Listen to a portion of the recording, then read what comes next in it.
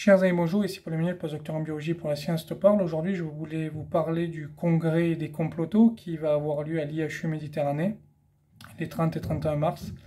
Je pense que c'est important que la jeune garde scientifique en parle et puis dénonce aussi ce genre de choses et également un certain nombre d'inactions. Donc c'est ce que je veux faire aujourd'hui par un texte que je vais vous lire, que j'ai écrit, un texte que vous retrouverez sur le blog si vous voulez la formulation écrite.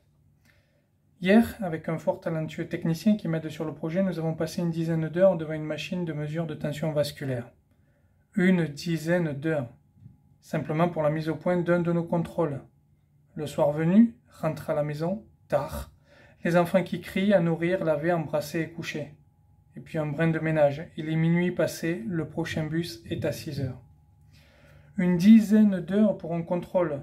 Nous aurions pu légèrement tourner une molette, modifier une image ou que sais-je d'autre. Au lieu de cette dizaine d'heures, nous n'en aurions mis qu'une, mais nous aurions alors fraudé. Oui, c'est long, la science. Le résultat ne vient pas à nous. Nous devons le chercher, le débusquer, pour peu, bien sûr, que nous nous soyons préalablement posé les bonnes questions. Oui, c'est long, la science. Ce résultat débusqué, analysé, décortiqué, mis en parallèle avec celui d'autres équipes, nous donne le Saint Graal, la publication scientifique. Cette publication tant méritée, ce champagne du chercheur, ce diamant brut que l'on ne tire pas de la mine tous les 4 matins. Oui, c'est long la science, mais sans ce temps impératif et irréductible, aucun résultat ne peut être productible. Aucun résultat ne peut alors avoir du sens. Aucun résultat n'est digne d'en être de la recherche. Il existe 1001 façons de réduire ce temps. Mais quelle que soit celle utilisée, on est dans la fraude. Si la science sait croire ce que l'on voit par la méthode, la fraude sait voir ce que l'on croit. Éric Zemmour me permettra sans doute de reprendre une partie de son propos et de l'affiner. Lui qui, je cite, voit ce qu'il croit. Si la science sait valider ou invalider ses hypothèses par des résultats méthodologiquement acquis, la fraude sait valider ou invalider ses résultats, selon qu'ils soient ou non, en accord avec nos hypothèses. Le plus souvent, d'ailleurs, les hypothèses du chef ou du directeur. Pour citer le docteur Guy André Pelouse, j'ouvre les guillemets, je le cite, la médecine française est une médecine où l'opinion de gens nommés à vie prévaut sur les résultats scientifiques, expérimentaux, et en particulier sur les résultats infalsifiables des essais cliniques. Ces personnes ont l'impression d'être dans une situation d'omniscience. Ils affirment des choses et personne ne doit remettre en question leurs propos.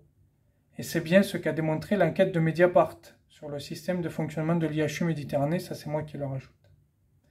Bientôt se tiendra à l'IHU Méditerranée un colloque de pseudosciences anti-vaccinales. N'ayons pas peur des mots. L'un de nos fleurons de la recherche biomédicale française pâle le pavillon des pseudosciences.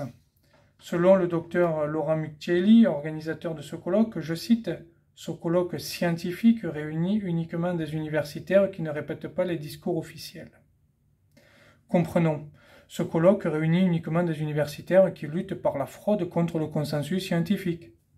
Autrement dit, pour ces chercheurs et leurs hôtes, la science est devenue une opinion, banale, vulgaire, discutable à l'envi. Un sondage paru ce matin fait froid dans le dos. Plus d'un Français sur deux considère que les théories scientifiques ne sont que, ouvrez les guillemets, des hypothèses parmi d'autres. Voilà où nous en sommes rendus. Voilà le résultat de la politisation du monde de la recherche. La boîte de Pandore est ouverte. Terrible sera la suite. Et pendant que d'indéboulonnables chefs de service ou directeurs d'instituts, devenus plus politiciens que chercheurs, imbus d'eux-mêmes et de leurs propres certitudes, diffusent leurs théories fumeuses et parfois létales en biomédecine, de jeunes et talentueux chercheurs suent, publient peu et in fine abandonnent par manque de bourse. Des centaines, des milliers de talents sont jetés sur les trottoirs aux limites du monde de la recherche comme de vulgaires ordures. Et au-delà du limès, pense-t-on il n'y a que barbarie. Et pourtant la barbarie est bien à l'intérieur, grandissant à l'ombre de cette trahison des tutelles si bien décrite par le professeur Jacques Robert. Les intervenants de ce colloque seront tels des Stalines, regardant leurs vidéos de propagande en se convainquant que c'est la réalité. Cette propagande protégée par le monde politique et l'entre-soi marseillais sera diffusée au public par les réseaux sociaux. Encore une fois, des chercheurs intègres se lèveront contre elle, mais ils finiront broyés par les insultes et autres menaces de mort. Dans l'indifférence crasse des tutelles. Dois-je ici leur demander d'agir? En période d'élection, personne ne bougera. Pourtant, la désinformation tue la démocratie. mais c'est un péril lent, un danger impalpable jusqu'au jour de son explosion. Elle tue également des milliers de talents de chercheurs, de jeunes chercheurs. Dans le monde de la recherche, au moins français, le talent est broyé et jeté. Memento mori. Faisons en sorte que la jeune garde mette fin à ces états de fait.